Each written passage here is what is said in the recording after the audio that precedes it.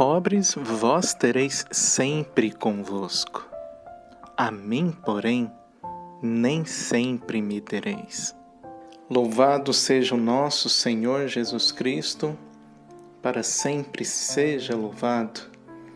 Que a paz do Senhor, que excede todas as coisas, esteja e permaneça para sempre em nossos corações.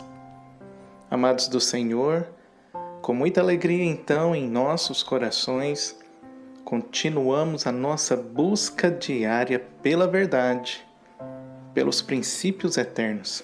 Estamos hoje então entrando no capítulo 26 do Evangelho de São Mateus. Acabamos de ler o capítulo 11. Jesus estava em uma festa na cidade de Betânia, na casa de Simão, o leproso, quando acontece um fato inusitado. Uma mulher se aproxima de Jesus com um vaso de um perfume muito caro, derrama sobre a cabeça de Jesus e os discípulos começam a ficar indignados, perguntando por que tamanho desperdício, porque aquele perfume muito caro poderia ser utilizado, lógico, através da venda dele, para comprar coisas para os pobres.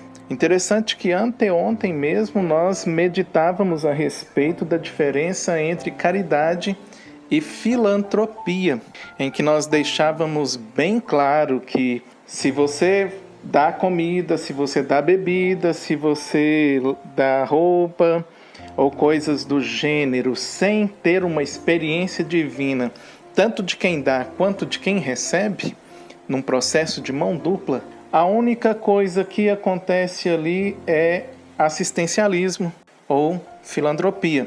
Aí eu pergunto para você, qual é a principal função da igreja? Filantropia? Construir templos? Ou levar as almas para o céu?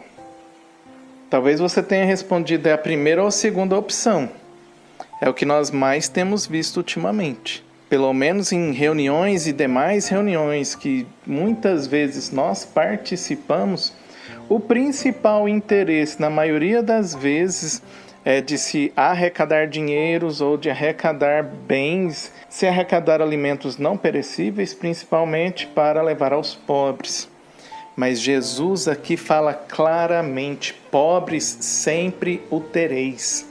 O centro da nossa igreja, meus amados, não é o pobre. O centro da nossa igreja é o Cristo. O centro da nossa igreja não está aqui neste mundo. O centro da nossa igreja está além desse mundo. O nosso objetivo não está aqui, onde nós podemos apalpar ou enxergar. O objetivo de nós estarmos no templo, de nós fazermos as nossas orações, de nós entregarmos a nossa vida para Deus, é de arrebanharmos almas e de caminharmos para o céu. É termos os olhos fixos na eternidade, numa certeza muito clara, como ontem e anteontem foi nos mostrado que haverá um julgamento e que o Senhor irá separar as ovelhas dos cabritos, irá separar os bons e os maus.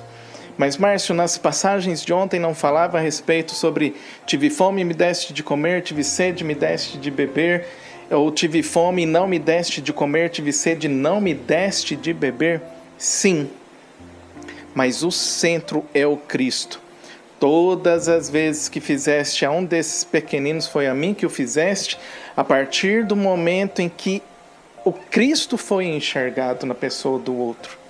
E a partir do momento em que eu me coloquei como um instrumento da graça de Deus. Amados, estamos falando de almas e não simplesmente de corpos.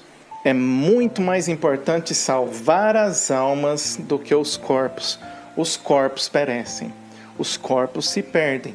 Depois de uma morte, passado algum tempo, só sobram os ossos. A alma é eterna. E o Cristo aqui vem falar para você claramente: nós sempre teremos os pobres. É claro, uma coisa não exclui a outra. Nós precisamos dar uma vida digna a eles. Nós precisamos estender as mãos. Nós precisamos ajudá-los a ter uma vida de uma qualidade melhor. Mas muito, muito, muito mais importante do que isso, é preciso proporcionar a cada um deles e de nós mesmos e de todas as outras pessoas, sejam pobres, sejam de classe média, sejam de classe alta, a viverem uma experiência concreta do amor de Cristo, porque é a alma que mais importa, e é na experiência com Cristo que você deixa para trás tudo para viver uma nova vida. E é interessante que essa passagem aqui ilustra muito bem isso. Disse que essa mulher era uma prostituta e que esse perfume que ela derrubou sobre a cabeça de Jesus era justamente parte do instrumento dela de trabalho que ela usava para seduzir os seus clientes e que fazia com que eles sempre voltassem até ela, seduzidos ali pelo perfume bom e agradável, porque era um perfume muito caro. Ela abre mão daquilo, não simplesmente da riqueza daquele perfume, mas porque aquele perfume era a garantia de que os clientes iriam voltar sempre e cada vez mais.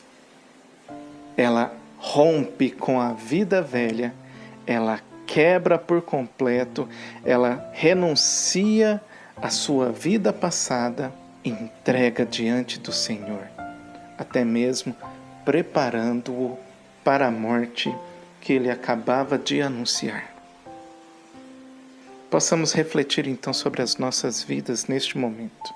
Você é capaz de abrir mão da sua vida? Você é capaz de abrir mão dos seus apegos? Você é capaz de voltar os seus olhos para o espiritual, para aquilo que não passa, em detrimento daquilo que passa? Amados, a maior missão da igreja é resgatar almas para Deus. Que comecemos pelas nossas almas, oferecendo-as em um perfeito sacrifício. Fala, Senhor, que o teu servo escuta.